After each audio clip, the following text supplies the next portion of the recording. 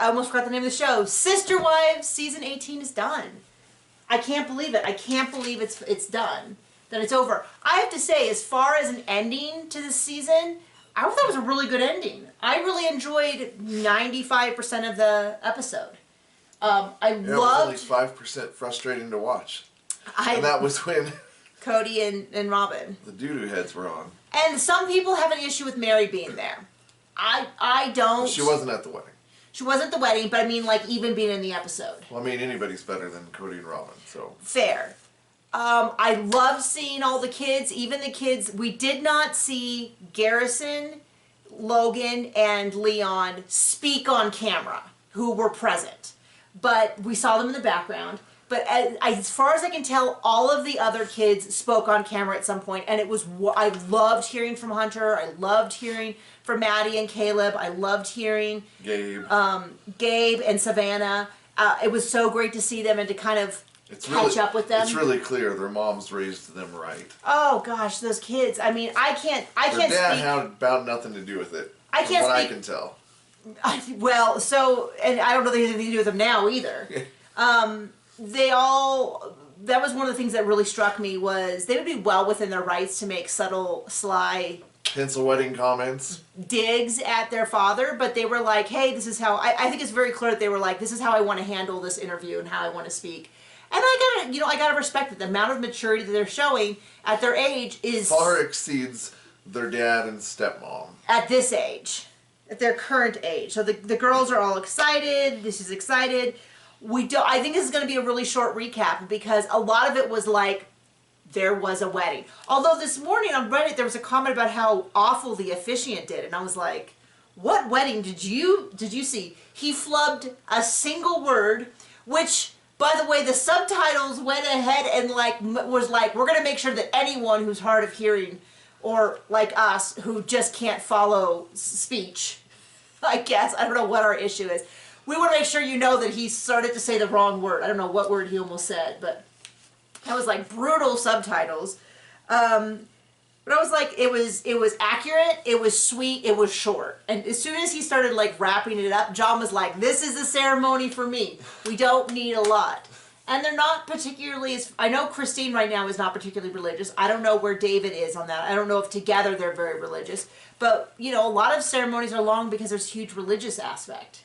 We did communion during ours, but we still kept it short. It was 30 minutes. Yeah, he really pushed us to do something. I was just like, yeah, how about get it over with? We're like, we're getting married here at church, aren't we? We got married in the church that I grew up in. Oh, Lord, that's a story. EV Free Fullerton, if anyone.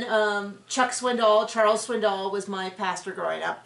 But we did it in we call it the chapel. It's a slightly smaller part of the church. It was really funny. The church comes with a wedding planner, and she was awful. She was the worst. She was awful. She was as bad as our photographer. She didn't want to be there. She was in a bad mood, and she wasn't listening. She kept telling us, to this day, we make jokes about your grandparents can sit next to your parents or behind your parents, because she kept asking us, and we kept saying, unfortunately, all of our grandparents have passed. This was in like a 12-minute window. This wasn't days or, months going by. She was clearly not listening. 12-minute window. And then like 3 minutes later, she's like, well, your grandparents can sit beside your parents or behind them. We're like, still dead. And finally, she does it a third time. I got freaking mad. Well, and her husband was sitting behind her. And finally I was like, look, if my grandmother shows up, I'm leaving. Because she's still dead. And if she comes, I'm going to take that as a bad omen. And there's a whole thing about how we could have the chapel for pictures an hour before the ceremony. And wasn't it like, we could have the ceremony, we had a 4-hour window. Yeah. And after the wedding, and she was really bad, she wasn't returning calls and stuff like that. I think it must have been like her last job or something.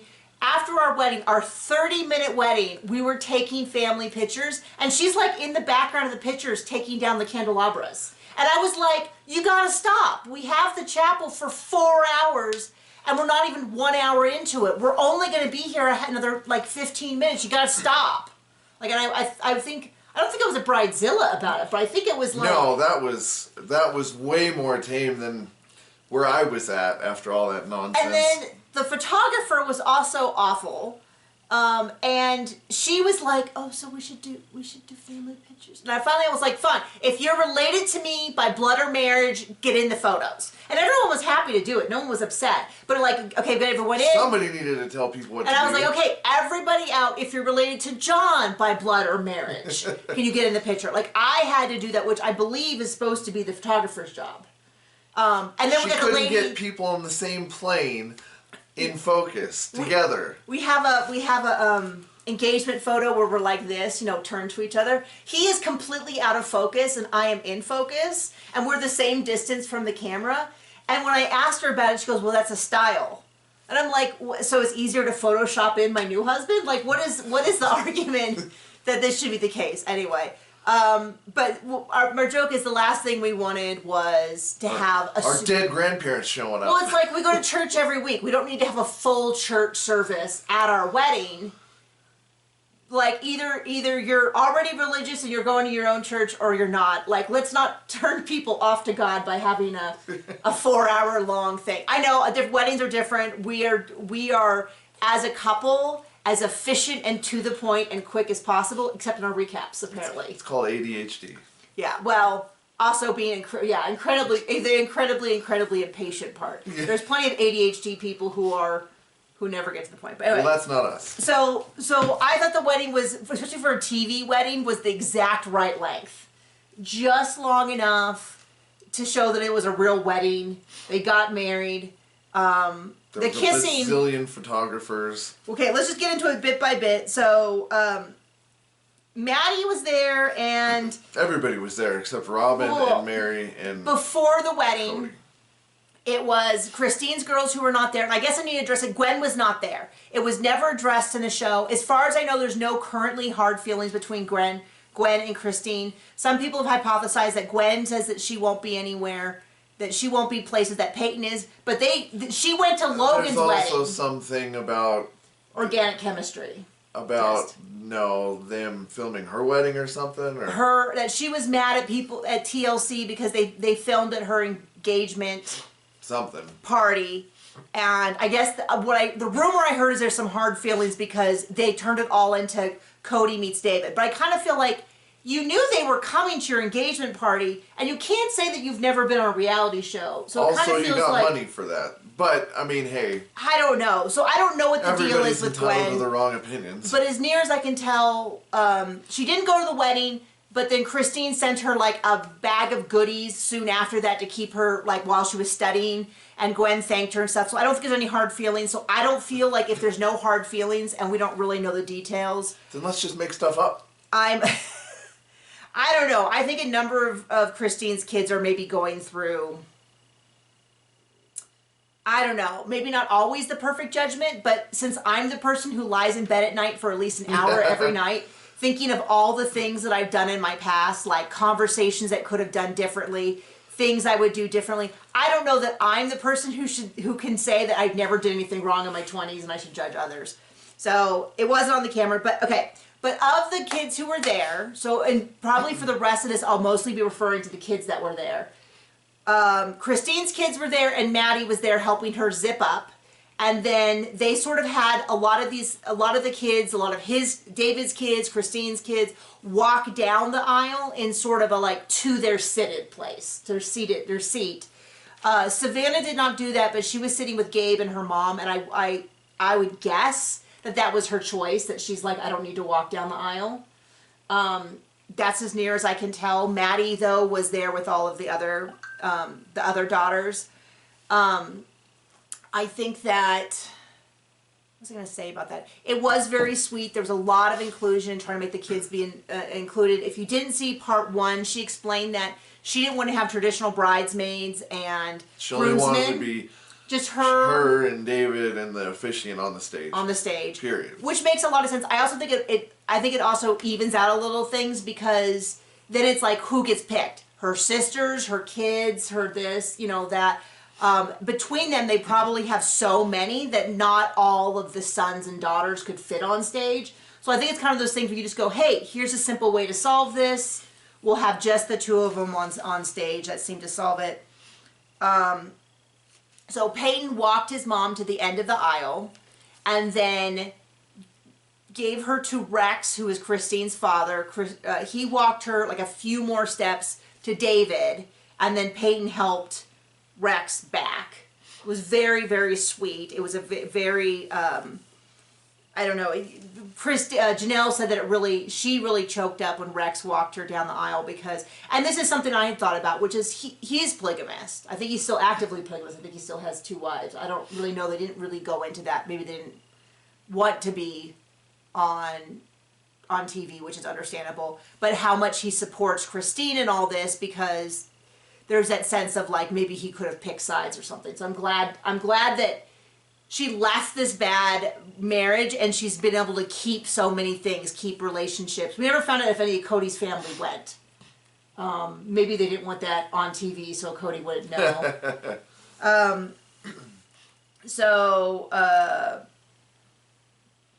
don't know what this is. Oh, okay. So they get up there. The officiant talks about each of them separately. Talks about David, about he's the kind of guy who would get up and plow out. My note said plow a single mother, and I was like, well, that doesn't sound like something the officiant would have said.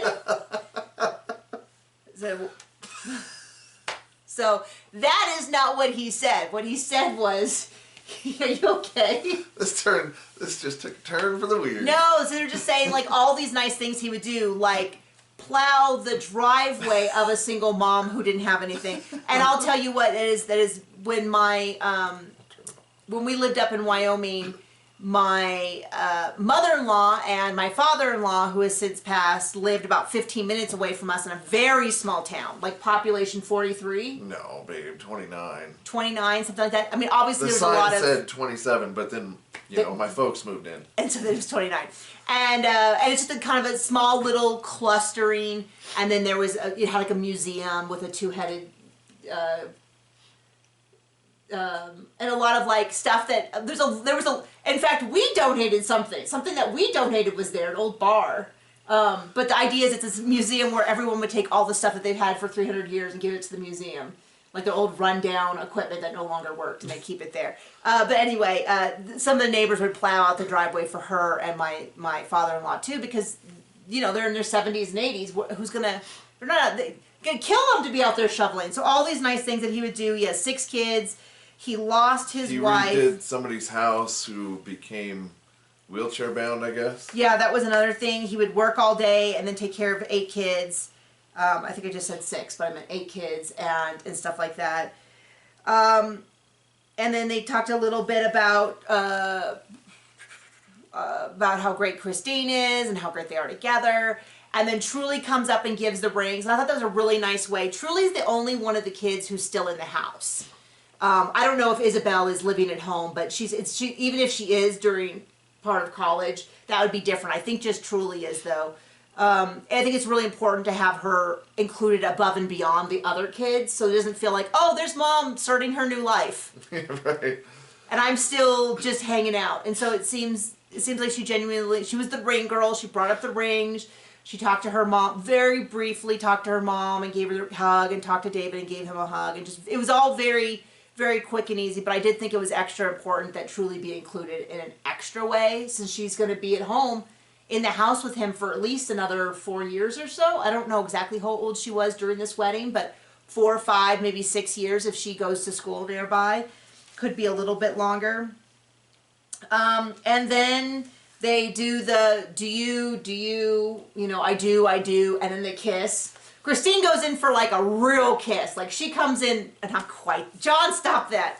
She comes in, I mean, it's a real kiss. This is not like when she kissed Cody, her very first kiss she ever had. This was like, oh mama, she has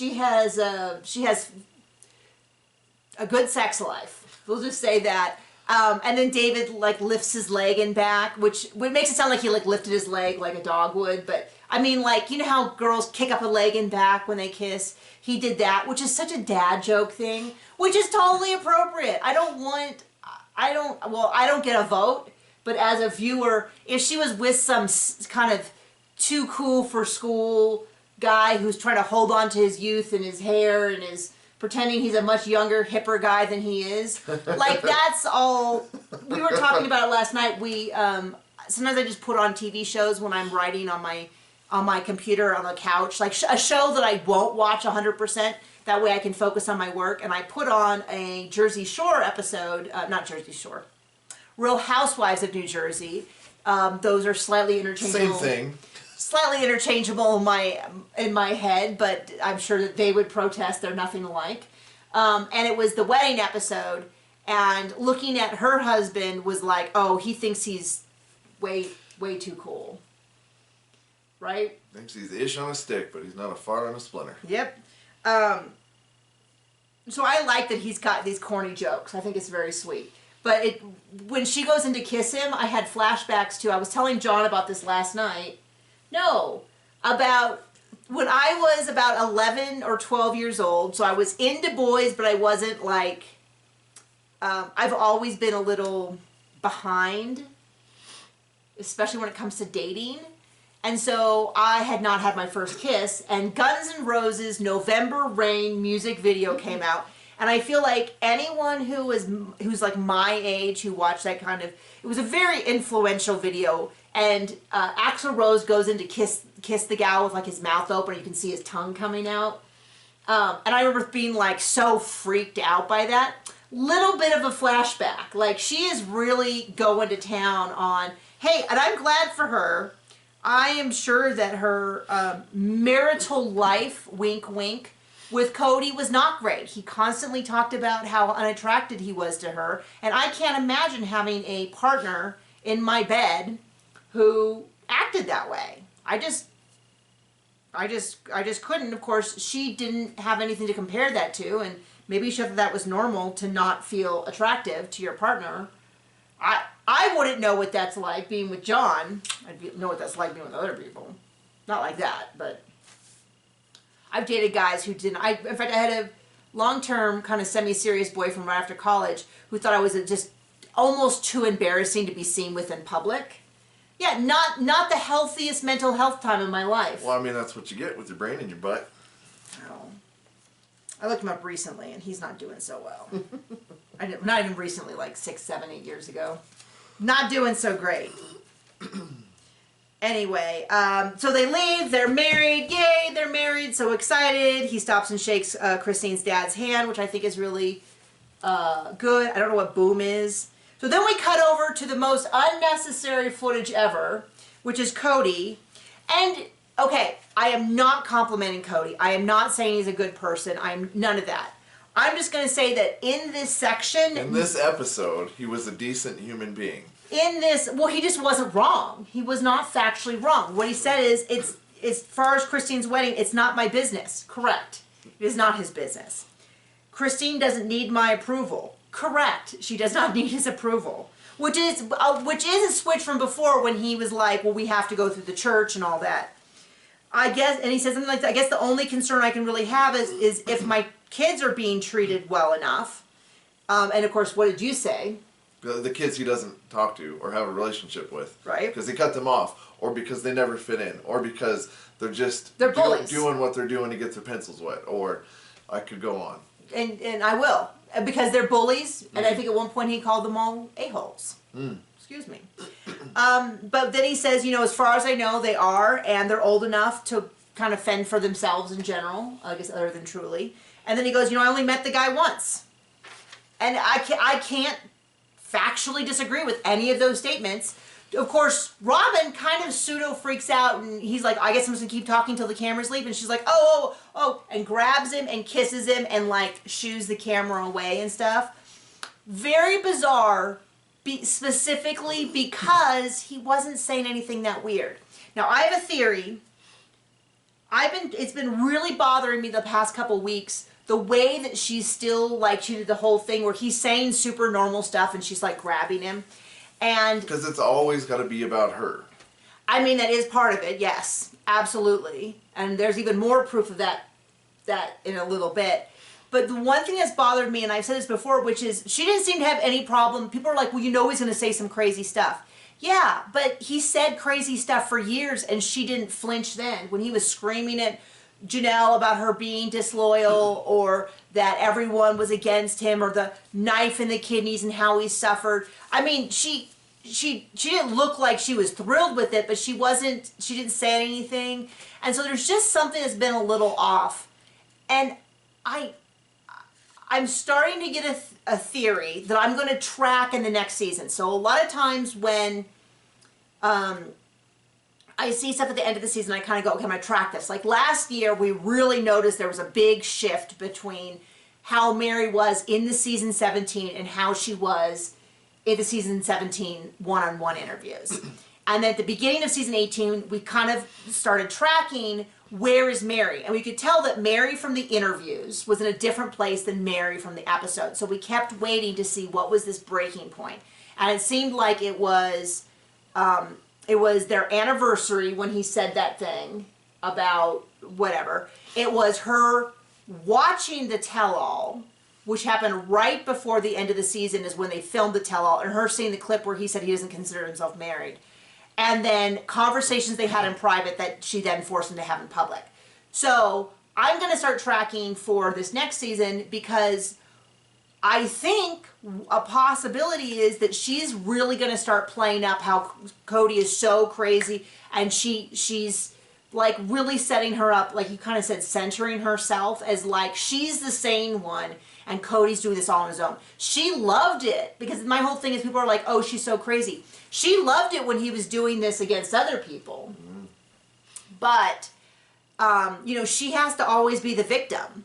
And so we've got, she can only play that card so long with Christine and Janelle. And even, her being the victim of Mary leaving, that this is hard on her. That Mary's... This isn't what she wanted. That Mary's breakup is really about the crushing of Robin's dreams. Everything's about Robin. And with all of those people gone, she's going to... You can only play that card so long before you feel it losing power. And I think it's now going to start being about Cody, about how Cody's so difficult to live with. And we kind of see some evidence of that. But I think she's going to... Because he seemed fine to me. And now she's really playing up this, she has to barely control, she can barely control him. Now, another option is just that he's saying he held it together for 5 seconds. And he's actually, she was worried that he was going to scream what he yelled the night before, which is I hope they're all dead or something crazy like that. That is also a very valid one. And trust me, no part of me is saying that Cody's in a good place and that I'm interested in redeeming him. I'm just saying, if we grade on a Cody curve, this was normal Cody. This was... Like, better than usual. Yeah, this was actually better than usual for the last 4 or 5 seasons. It wasn't necessarily better than Cody would have been 15 years ago. But, so anyway, we'll get back to all this. And then Robin immediately cuts to her private one-on-one interview where she's like, I just don't know if plural marriage works. I was like, okay. Well, not with you in it, clearly. Thanks.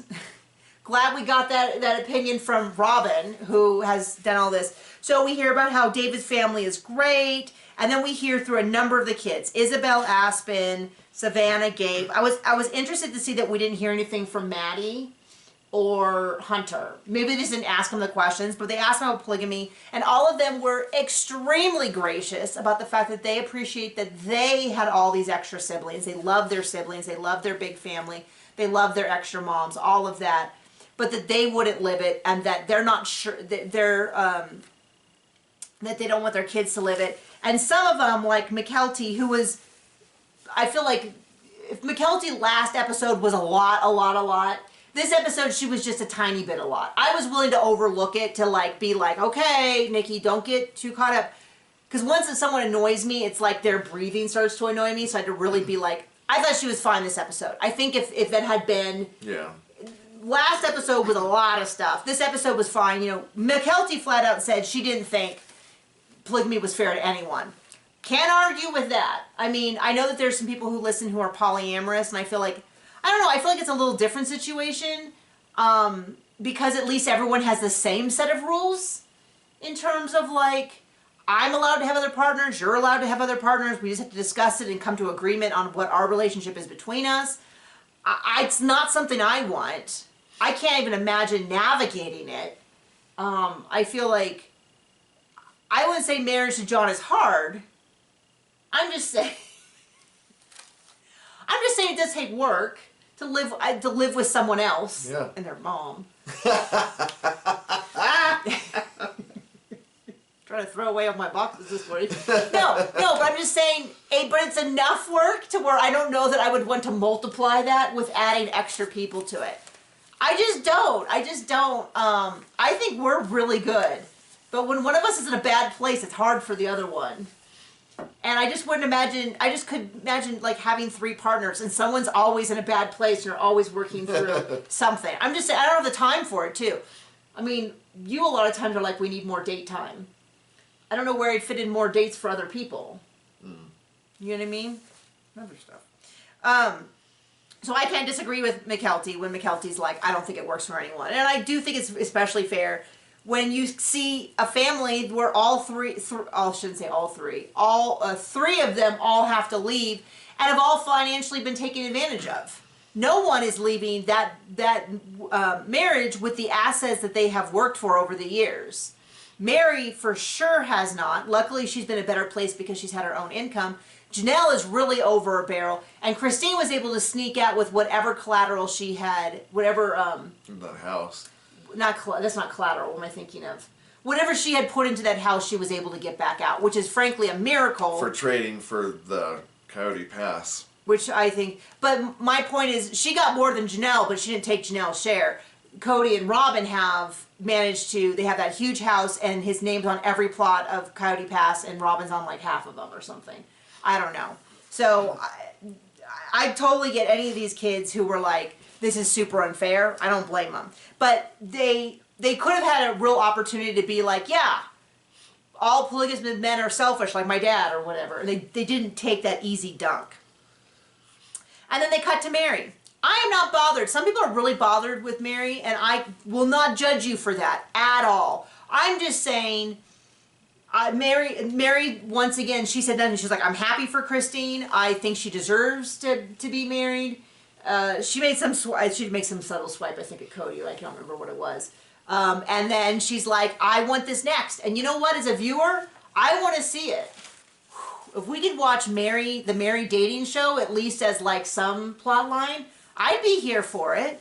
Some people have said no, they don't have any interest in seeing Mary get any sort of redemption arc. Hey, I have had my fair share of Mary criticism. She seems to be the most contentious figure in the fandom in terms of people arguing over their feelings about her. Like, very few people stand up for Robin and Cody. I don't know if I've seen anyone. Probably just themselves. Maybe they're brainwashed kids. And most people agree with Christine and Janelle on a lot of things. But Mary's sort of right in the middle, where anything I say about her, about 50% of the people will disagree. Even when I'm lukewarm. Even when I'm like, I can take her or leave her, people are like, how dare you? She was so awful to blank, blank, blank. Or, how dare you? She's as much a victim as this cult as anyone else. And so I'm like, hey, I don't know. But I can't fault her. I mean, every time she had the opportunity to speak during this wedding and they asked her questions, she was like, good for Christine. The unspoken part was Cody treated her like trash. I hope the same for me. I can't fault that. And then Janelle says she can really picture Christine and Cody. Sorry, I'm having so much trouble today with names. Words is hard. Christine and David on a porch in their in a rocking chair watching their kids and grandkids. And John legit laughed.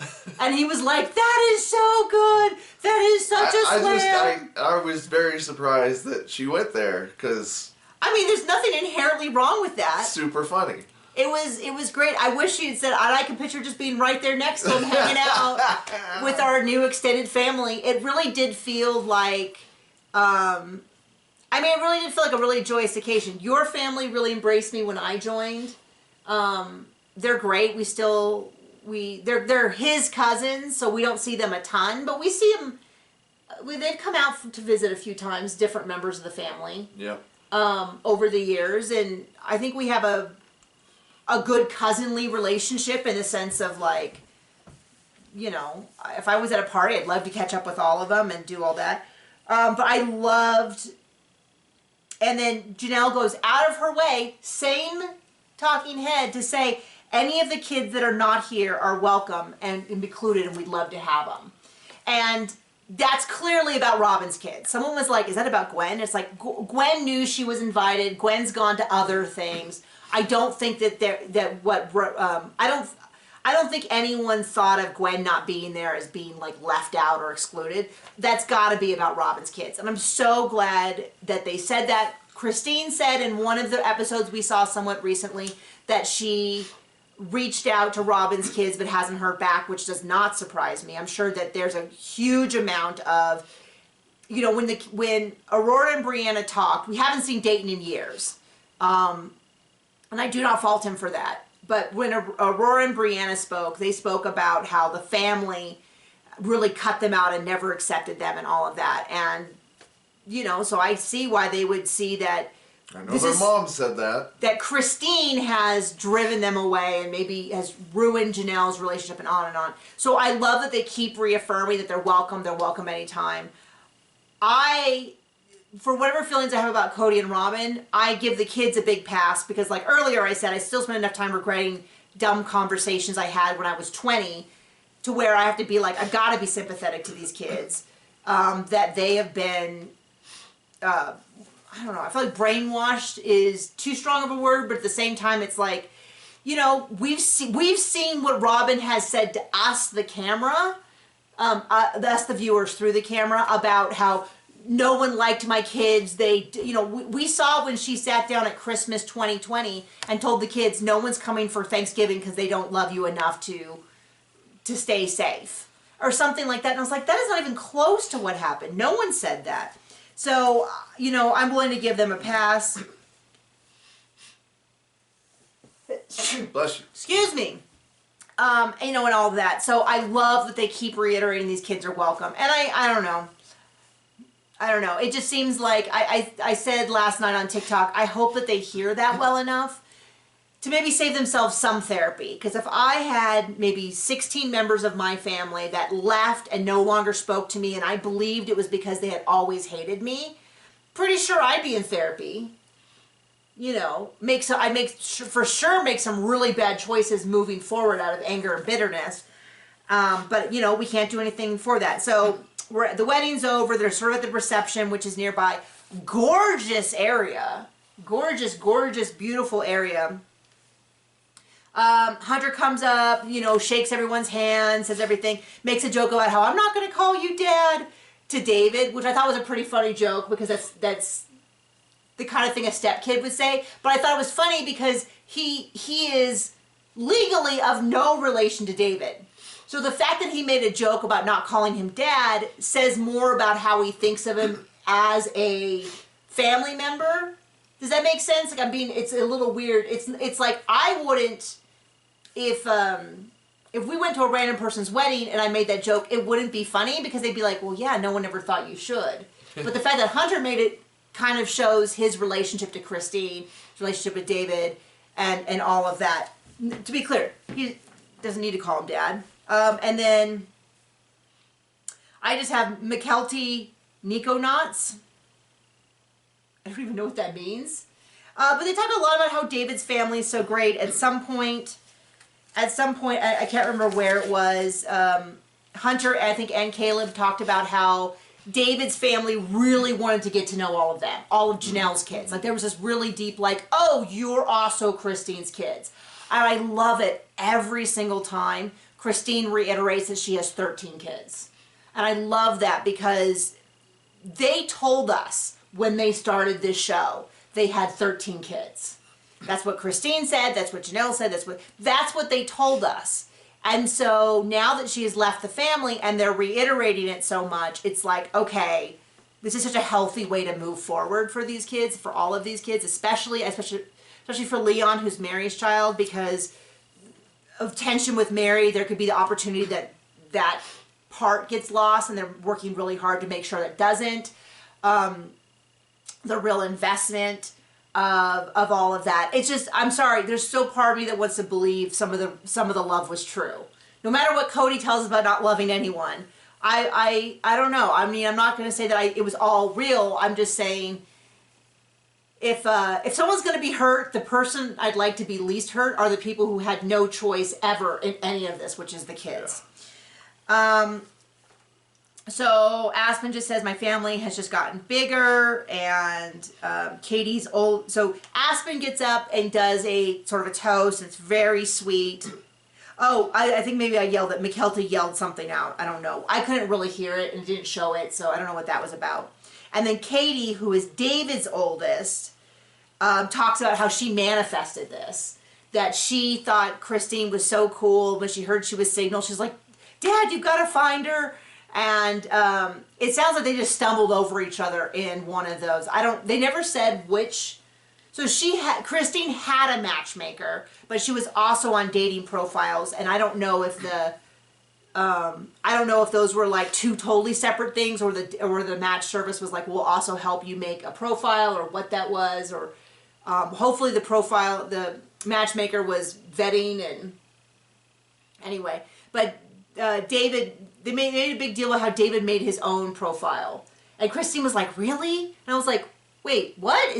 Are there people who aren't making their own profile? Because I went in just and did my own, and you did your own, right? No, I'm a bot. Yeah. No!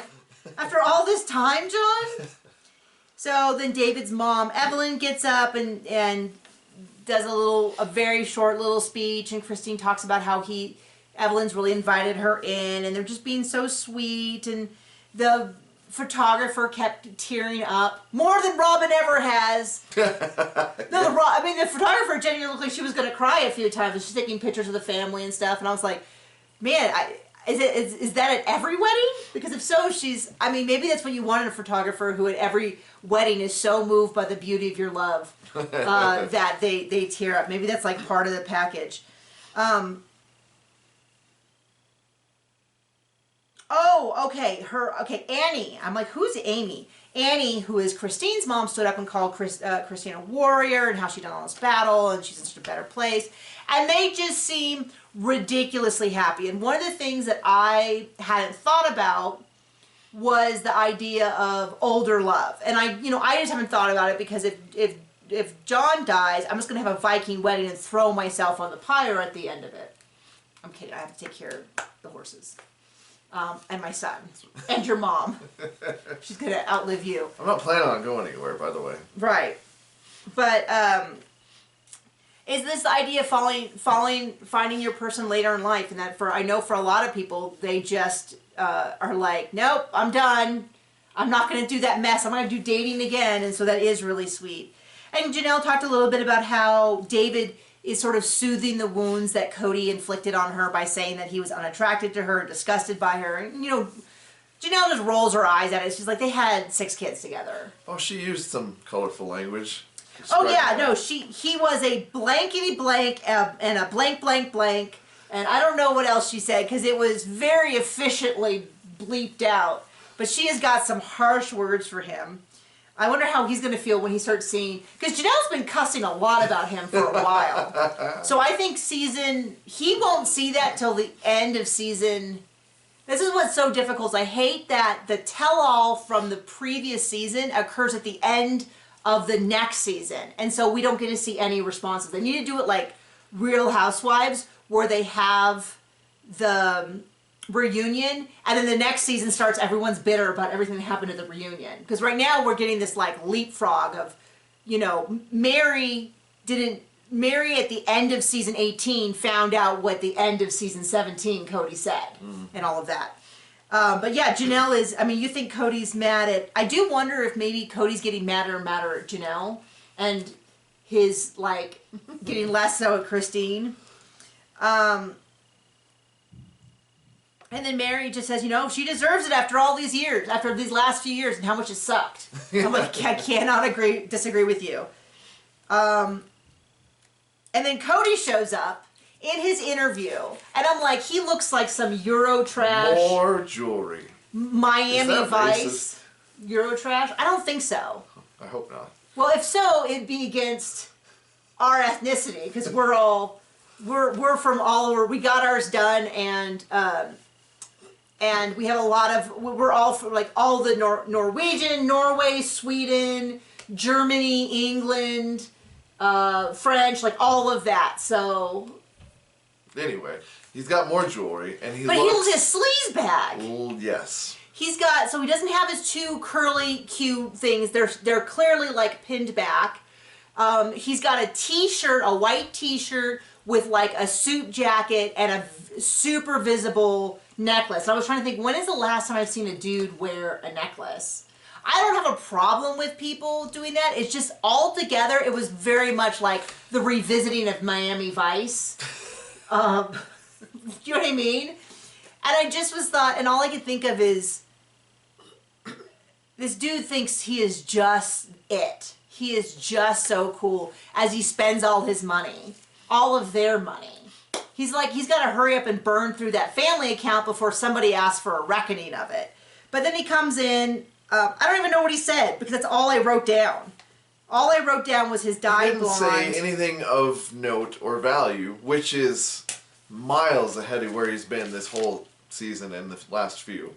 So this might have been when he was talking about dancing. Was this when he was talking about dancing? No, that was a little later. When Robin does her own interview, and boy howdy, makes it all about her. Nobody else should get anything, a spotlight or nothing. So they had their first dance, and David said that he was a little nervous about the first dance, but that when he got there and he was looking at her, that's all he could think about. Well, if you want to see me actually watch the episode, you can still join our Patreon. The link is below in the description, where we would watch the episode on this computer here with a microphone, and we pause it to talk about the show. It's available on our Patreon. We will continue doing that for Seeking Sister Wife in March, and we're figuring out what we want to do. We're going to take at least a week off, but then we might do some more watch with us, as we call it. It's not live. You're going to watch a recording of it. But if you join the Patreon now, you can just watch all the whole season that way and then unsubscribe. That's fine. $10 and $25 tiers. $10 and $25 tiers. Or you can always support me by buying books. I have about 25 books released. On the 25th, I'm going to release a new book in a new genre, which is a sweet, cozy mystery, which means just kissing. No, no throbbing loins. No. November rain. No. I thought you were being euphemistic about something even more. No, but then the rest of my books, other than that one, all the books that are out are cozy mysteries, which also do not have sex, or cursing, or the Lord's name in vain, or excessive gore, but are like they're like, the best example is Murder, She Wrote, where it's an amateur sleuth solving mysteries using their knowledge of people and stuff like that. So those are all fun. Available through your local library, Amazon, Barnes & Noble, Kobo, Google Plus, and Apple Books through your library. And then also below is a link to my YouTube channel. I have a second YouTube channel that I am posting all of the audiobooks that I have available on, one a week. And you can listen to all those for free. So a lot of people have moved over there and like listened to them before bed or something. I made them myself. So you can hear more of my voice, which I know is everyone's dream. But yeah, you can go listen over there. Help me get to 1,000 so I can monetize them. Where were we? We were done. No, we were not done. So David and his mom have a dance, and then Christine and Isabel, who we could, the whole night, John could not tell Isabel and Aspen apart, and I could not either. I could if I stared at them long enough, and I went, Aspen has slightly redder, wavier hair, and Isabel has blonder, straighter hair, and one of them's taller. And Isabel's really tall, and I can get a really good look at their face. But like in quick motion shots, I was like, and frankly, McKelty too, I'm starting to have a hard time telling them apart. They look so much alike. They all have this gorgeous long hair and everything, so I was having a hard time. But Isabel went out there, and then they had all of the girls, and then they had, Maddie, and then everybody got out there, and they were dancing, and Hunter in the interview talks about how it's this part of the feedback loop of like everyone's having a good time, and both David and Christine are like, I want everyone to have a good time. It sounds like they're just a party animals, but not in a like drug, sex, and rock and roll kind of way, but more in like a way that we don't understand, which is like, we love people, we want more people, let's get everybody happy, let's worry about other people's feelings, let's get everybody on the dance floor. I want to, we've never met a stranger, let's talk about everything. Gabe talks about how Christine just seems so happy in a way that he has never seen her happy before, but then goes out of his way to state at some point he doesn't blame his dad. I can't remember if it was this conversation with the polygamist. Then he goes out of his way to say it's not my dad's fault. I think they both tried really hard. And I thought, these kids are so freaking gracious. They certainly didn't get that from their dad. And they're not, I don't know if that's accurate. I do think it's somewhat their dad's fault. But I think that a lot of times you say things that are a little bit untrue to be gracious. They didn't get that from their dad modeling that behavior. Right. They did definitely different. But it's a lot of like when Christine was like, it's okay, it's not anyone's fault, let's just move on. And it's a lot of like, we're going to stop this behavior right here by not saying things that engage in an additional fight. That's what a lot of that behavior felt like. Was just a lot of like, we're just going to give you this easy out. It's no one's fault. We can say that Christine's happier, but it's no one's fault. And so they talk about how the family loves dancing. And that Mary said, you know, we're a big dance family. And then Cody talks about how, oh man, I you know, the one thing I am bummed is I wasn't there for the Brown family mosh pit, as we call it, and how much fun it must have been. Which is wild to me because this is the same guy who was just calling all of his kids bullies and a-holes not even that long ago, and is blaming his kids for everything and calling them jerks and is not calling them. And it's like, hey buddy, if you want to have the Brown family mosh pit, you could have events at your house easily, but you can't. You gotta like talk to people. And then they have Robin in an interview, and this genuinely jaw dropped me because I thought she was gonna say something about like, it's such a shame we weren't invited. But instead it was, how dare Cody take the spotlight off of me. She goes, so of all the things I thought she was gonna say, I did not expect this, which is basically what she said is Cody's a bad dancer. What she does is she goes, I told Cody I won't dance with him until he takes dance lessons. But what it really because is he just dances. It's gotta be all about her. And if it's not, it's not right. Well, how she's been wronged. That is the thing, is that she's been wronged, that he is wrong to her. But she's not playing a victim. She told us that before. Yeah, she's not playing a victim. Thanks a lot, Christine. She's not dramatic. But it was just wild to me because I was like, that doesn't have anything to do with the question. Or, I don't know what the question was, but it's about... It's about Robin. But she's just like, you know, I'm like a pole and he just dances around me, which is, I thought... She should be so interesting. Well, it was like, it was kind of a little wildly out-of-pocket sexual for, I mean, basically she called him like a pole dancer. But I just thought it was really bizarre because I was like, that's why part of my theory is like, there's something new going on. We're shifting gears from everything is ruined by Christine and the kids. Well, the Christine's not there, the kids aren't there, Janelle's not there. Mary was someone that she could run to all the time to... But like, she never called. Well, when she wanted to be on camera and talk about how wrong she had been, she had Mary. Now, even then, it was only 2 or 3 times last season, over a year. But if it wasn't to show how wrong she had been, she had no use for Mary. And then Mary left, so she didn't really even have that option anymore. Well, now what is she going to do to center herself as the victim? Well, apparently it's Cody's bad dancing, among other things. Way too much of her in this episode. And then... At least she didn't pretend to cry. There's a lot more super sexy kissing between Christine and David. Like, they're really going at it, which I am not going to say is inappropriate. I'm just saying I don't need to see it. It's very much like I am thrilled for you guys. Really, genuinely. Is there an option where I don't have to see all your open mouth kissing? I'm a little bit of a prude. I said this last night because we were talking about our wedding, obviously. And one of the things I had forgotten was when I flipped out about a tradition I did not want to do. We talked about this last night. So I had a couple of really insistent things about John's behavior at the ceremony, the reception, which was one, I didn't want him to smash cake in my face. And he was like, of course, honey, you don't want me to smash cake in your face. Well, that's fine. And the other thing was, I had been to a couple weddings, or I'd seen weddings where when they take off the garter, the guy like put the skirt up over his head and like kind of like got in there, and you could see his head bobbing around, and would grab her garter with his teeth and like drag it off. And I was like, no, absolutely not. That is not appropriate. That is like way too much like sexual innuendo for our wedding, which was primarily our family's friends, like family. First of all, like a third of the wedding was family, cousins, aunts, uncles, cousins, second cousins, stuff like that.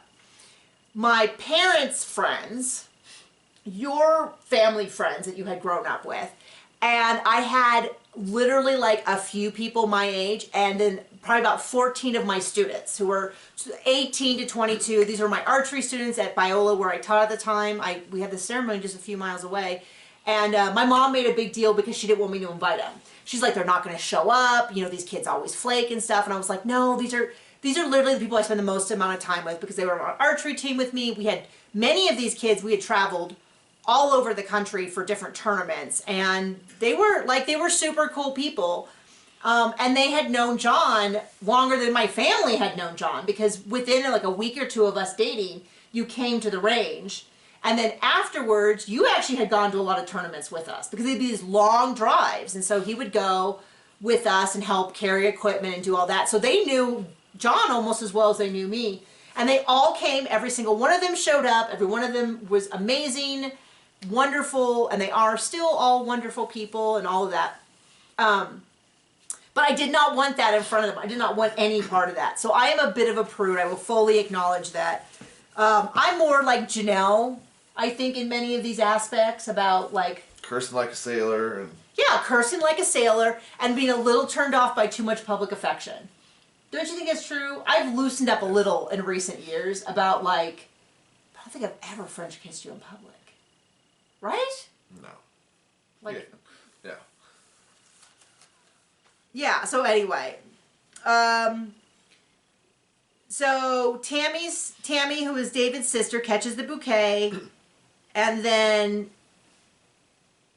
Gabe said it really felt like this was really healing, this wedding, because it felt like the real Brown family was back. We were all dancing and all of that. And I do admit, they used to throw one heck of a party. They used to throw a party for everything, and that has really faded. I think you mean Christine did. Yeah, that's fair. I mean, but Janelle showed up and didn't complain. Oh, of course. Which is more than Cody did. Cody would show up and complain about how Christine wasn't doing it right. So then there's this whole scene. Everyone is drinking, by the way, and no one seemed overly drunk, but that might explain the lap dance that David's buddy gave him, that then Christine gave him, which was pretty racy, and Janelle was like, I don't really get what is happening. I felt a little uncomfortable. Janelle, I'm right there with you. Like, I am so happy for them. Not anywhere that I would do. That was a little... much. It was, yeah. And then I just have a note from somewhere. I guess it was from Gabe. It says it just felt so wholesome, and it makes me feel like my family's complete. Something. Very sweet ending to the season. This is probably the sweetest, most encouraging ending we've had to a season. The whole episode wasn't completely awful and enraging, so that was something different. Yeah, I mean, this has this real... TLC, if you want to know what I want from this show, it's like, I want to know about the drama, I want to know about this, but I also want a lot more of this. I want to see a lot more of the family getting together. And if Cody and Robin's kids want to go, that's fine. That's great. But I just want more of that, and I want to see, gosh, it was... And someone was like, well, they had to film Cody and Robin because there wasn't enough footage. You could have happily asked... Their 5 minutes could have been replaced with commercials, and I still wouldn't have cared. John hates commercials. But, like, you could have also just done a quick catch-up with Maddie and Caleb, Hunter...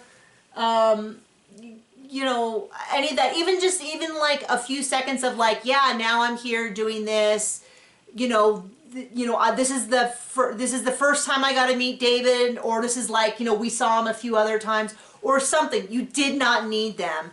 I don't think that it added much, although I am really intrigued by whatever Robin is trying to do. I'm intrigued to see where that's going, because I just think it's so funny that Captain, he doesn't have a head wife. No one can tell Cody what to do.